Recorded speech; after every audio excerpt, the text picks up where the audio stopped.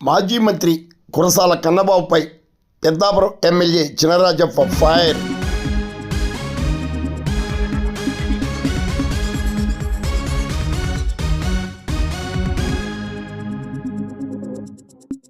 YSR Congress party నాయకులు మాజీ మంత్రి కురసాల కన్నబాబుపై పెద్దాపురం ఎమ్మెల్యే నిమ్మకాయల చినరాజప్ప తీవ్రంగా ధ్వజమెత్తారు.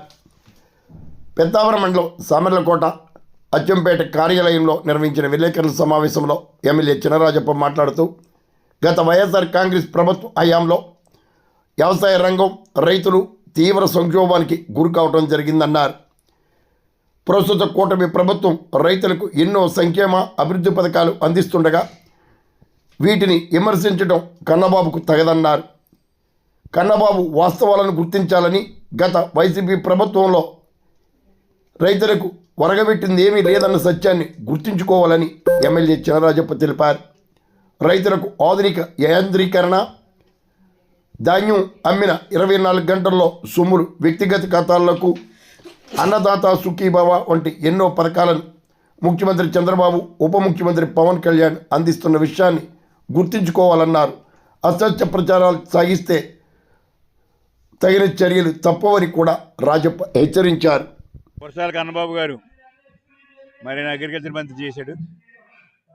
మరి అగ్రికల్చర్ మంత్రి చేసినప్పుడు రైతాంగాన్ని ఆదుకోవడంలో పూర్తిగా ఫెయిల్ అయ్యాడు. ఫెయిల్ అవడమే కాదు, రైతులందరూ కూడా అనేక ఇబ్బందులు పడ్డారు. రైతులు ఆత్మహత్యలు చేసుకున్నారు. ఇన్పుట్ సబ్సిడీ ఇవ్వలేదు. అలాగే ఇన్సూరెన్స్ ప్రభుత్వం కట్టలేదు. ఆ రోజు కట్టదానని చెప్పలేదు, ప్రజలు కట్టుకోమనలేదు. దానివల్ల చాలా ఇబ్బందులు పడ్డారు.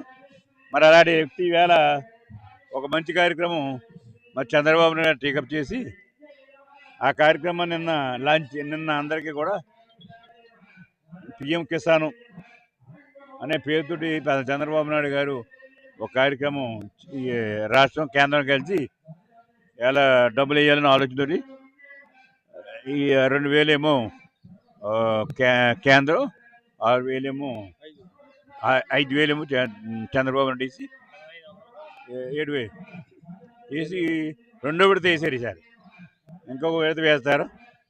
డబ్బులు వేసినప్పుడు వేసినట్టు ఎంకరేజ్. జగన్మోహన్ రెడ్డి గవర్నమెంట్లో 7,500 వేసి ఇదంతా కూడా డబ్బులు నేనే వేస్తానని చెప్పి డబ్బులు కొట్టుకున్నాడు. దాంట్లో ఈయన కూడా డబ్బులు కొట్టాడు. ఎవరో కన్నబాబు గారు కూడా డబ్బు కొట్టాడు. ఈవేళ ఖచ్చితంగా మేము చెప్తున్నాం, సెంట్రల్ గవర్నమెంట్ డబ్బులు ఇవ్వి, రాష్ట్ర గవర్నమెంట్ డబ్బులు ఇవ్వని చెప్పి మేము వేస్తాం. మరి అది ఇలా చెప్పలేదు. అలాగే ఇలా ఇవన్నీ కూడా రైతాంగ ఆత్మహత్యలు ఆ రోజు చాలామంది చనిపోయారు. మేము కూడా చాలామంది చెప్పినా ఎక్కడ కూడా దాని మీద ఆత్మహత్య చేసుకోకుండా ఆపుతారనే ప్రయత్నం కూడా జరగలేదు. ఇప్పుడు ఈ గవర్నమెంట్ వచ్చింది. ఈ గవర్నమెంట్ వచ్చిందంటే చంద్రబాబు నాయుడు గారు మరి ఇలా ఆత్మహత్యలకి ఎందుకు అవుతున్నాయి, ఎలా అవుతున్నాయి అని కంట్రోల్ చేయడానికి అనేక కార్యక్రమాలు చేసి రైతాంగాన్ని ఆదుకోవడానికి ఎటువే కాకుండా ధాన్యం కొనుగోలు కానీ, డబ్బులు వేయడంలో కానీ, ఇమీడియట్గా రైతులకు అందించడంలో కానీ వేసాడు. మరి ఆయన ధాన్యం కొనుగోలు చేసి గవర్నమెంట్ దిగేటప్పటికి 800 కోట్లు బకాయిలు ఉన్నాయి. మేము వచ్చి ఆ బకాయిలు తీర్చాం. మళ్ళీ రైతాంగానికి ఇప్పుడైతే ఇమీడియట్గా 48 గంటల్లో వేయమని చెప్పి కూడా చంద్రబాబు నాయుడు ఆదేశాలు ఇచ్చారు. దాని మీద ఇవాళ రైతులంతా సంతోషంగా ఉన్నారు. అలాగే ఇన్పుట్ సబ్సిడీ మీద యంత్రాలు, కొత్త యంత్రాలు కానీ ఇవన్నీ కూడా ఇవ్వడం జరుగుతుంది. ఆత్మహత్యలు ఆగే విధంగా చర్యలు తీసుకోవడం జరుగుతుంది. లోనింగ్ అయితే కోఆపరేటివ్ లోనింగ్, అలాగే బ్యాంకు లోన్ ఇవ్వడం. ఇమీడియట్గా డబ్బులు కూడా ఇమీడియట్గా ఆన్ చేసినంటే అందరికీ రైతులందరికీ కానీ పడే విధంగా డబ్బులు పడిపోయినాయి. అంత హ్యాపీగా ఉండి ఈయన కామెంట్ చేశాడు. అందుచేత కన్నబాబు గారిని ఇలాంటి కామెంట్లు చేయొద్దని, నీ గౌరవం దక్కించుకోమని చెప్పి కన్నబాబు గారిని కోరుతాను.